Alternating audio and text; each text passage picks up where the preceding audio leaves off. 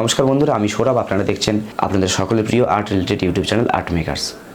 তো আজকে আমরা কথা বলবো কিভাবে ড্রয়িং বা স্কেচ প্রোটেক্ট করা যায়। তো এই যে ছবিটা দেখছেন, আগের ভিডিওতে আপনারা নিশ্চয়ই দেখেছেন।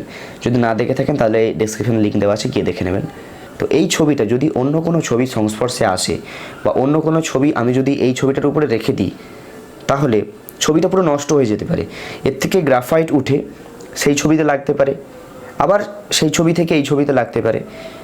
বা অনেক ক্ষেত্রে কি হয়, আমার যে ফোল্ডারটি রয়েছে ছবি রাখার জন্য, সেই ফোল্ডারে যখন আমি রেখেছি এবং ফিক্সেটিভ অ্যাপ্লাই না করে, তখন কি হয়েছে, এর থেকে গ্রাফাইট বা চারকোল সেই ফোল্ডারের যে পলিথিনের যে ফিল্মগুলো রয়েছে সেই ফিল্মের মধ্যে উঠে যায়, মানে পলিথিনের যে প্যাকেটগুলো রয়েছে তার মধ্যে উঠে যায়।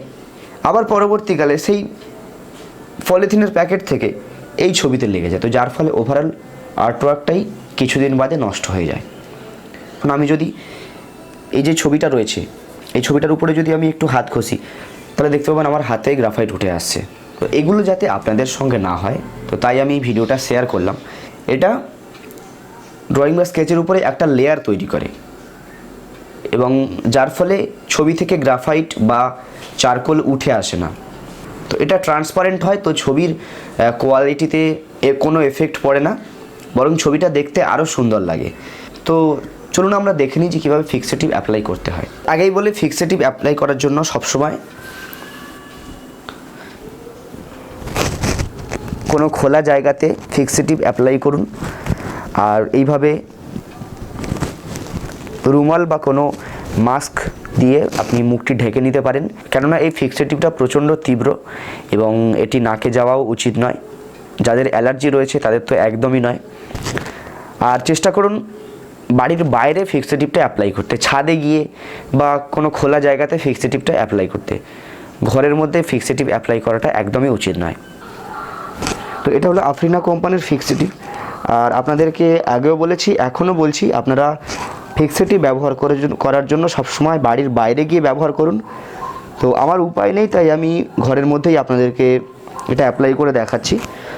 তো প্রথমে কী করতে হবে, প্রথমে এটাকে ভালো করে একটু সেক করে নিতে হবে। তারপরে একটু বেশ দূর থেকে ফিক্সেটিভটি অ্যাপ্লাই করা দরকার।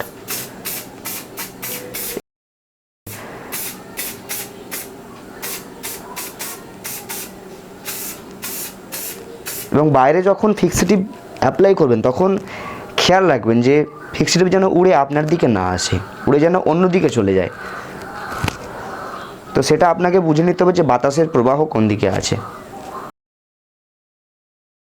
তো আমাদের ফিক্সেটিভ অ্যাপ্লাই করা হয়ে গেছে। আপনি দেখতে পাচ্ছেন ছবিটা এখন আগের থেকে অনেক সুন্দর লাগছে।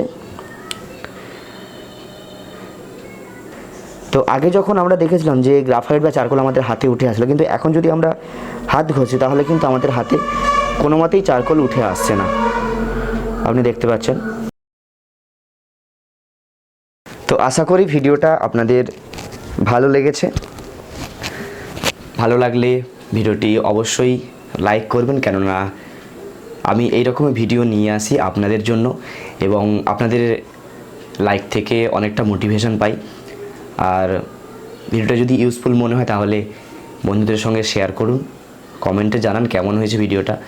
আর আপনি যদি চ্যানেলে নতুন হয়ে থাকেন তাহলে চ্যানেলটি সাবস্ক্রাইব করে সঙ্গে থাকবেন। আবার আমি আসবো ঠিক এরকমই একটা ভিডিও নিয়ে। আজকের মতো এটুকুই, ধন্যবাদ।